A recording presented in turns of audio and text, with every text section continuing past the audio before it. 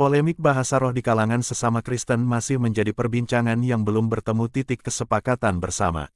Ada yang mengatakan bahwa bahasa roh sudah tidak ada lagi karena sudah selesai di zaman Kisah Para Rasul, sedangkan ada yang berpendapat jikalau sampai saat ini bahasa roh masih tetap relevan dengan kekristenan. Salah satu apoletika Elia Miron berpendapat bahwa bahasa roh sudah tidak berlaku saat ini, orang Kristen yang berbahasa roh tidak ada gunanya.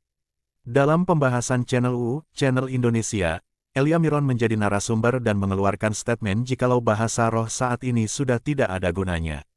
Berikut ini cuplikan video pendapat Elia Miron yang kami kutip dari Channel Indonesia. Ini polemik ini, bahasa roh. Tapi kan ada kebenaran yang ditulis kan, nah boleh dibagiin. Bahasa roh itu kan pada poinnya adalah karunia roh. Bahasa roh itu karunia roh di mana tujuannya sebenarnya untuk menginjili.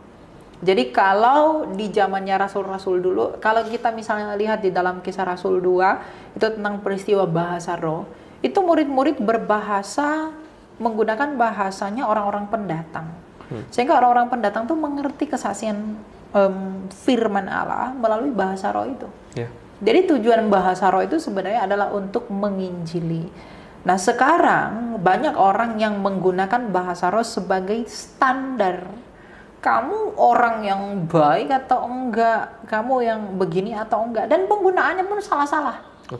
Di gereja misalnya asal-asalan aja digunain, nyanyi dikit berbahasa roh, apa dikit berbahasa roh, itu nggak guna. Saya katakan itu nggak berguna. Kenapa? Dalam 1 Korintus 14 ayat 13 Rasul Paulus berkata, kalau kamu berbahasa roh, kamu juga harus berdoa agar kepadamu kamu bisa menafsirkannya dan kamu membagikan itu. Dan kan bahasa roh membangun dirimu sendiri. Kamu ngomong apa gitu, cuap-cuap, kamu ngomong apa gitu, kamu nggak tahu artinya. Kamu terbangun nggak dengan apa yang tidak kamu mengerti? Kamu terbangun nggak dengan itu? Apalagi orang lain. Dia tidak akan terbangun.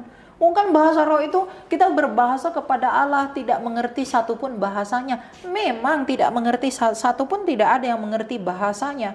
Tapi bukan berarti tidak bisa ditafsir. Makanya berdoa agar kamu bisa diberi karunia menafsirkannya. Memang bahasanya nggak ada yang ngerti, nggak bahasa negara apapun tuh nggak ada. Tetapi harus ditafsirkan dan harus bergantian kalau dalam pertemuan jemaat. 1, 2, 3 orang. Nggak boleh rame-rame itu nggak boleh. Itu yang menimbulkan kekacauan kan. Nah itu tadi gereja di zaman sekarang. Itu pengajaran tuh kurang. Jadi hal-hal yang seperti itu, oh enggak apa-apa lah. Itu kan pribadi apa orang. Kalau ada orang ke sana mau percaya Yesus, lalu melihat hal itu, dia merasa aneh, tersandung nggak dia? Kristen itu ternyata mistik-mistik ya. Kok ada orang ngomong-ngomong begini? Nah, itu kan jadi menyandung orang.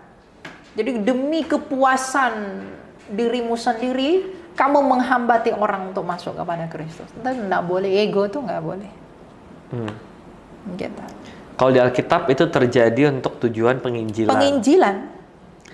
Karena Roh Kudus kan Tuhan Yesus berkata begini, Roh Kudus yang Roh penolong yang akan datang itu, ia tidak akan berbicara tentang dirinya sendiri. Ia akan memuliakan aku. Dan Roh Kudus itu memuliakan Kristus dengan karunia-karunianya sendiri. Karunia-karunia roh itu. Ada yang bernubuat, ada yang mengajar, ada yang berbahasa roh. Dia bernubuat tentang Tuhan. Itu karunia Roh Kudus untuk memberitakan Yesus. Dia mengaruniakan bahasa roh untuk memberitakan Kristus, memuliakan Yesus.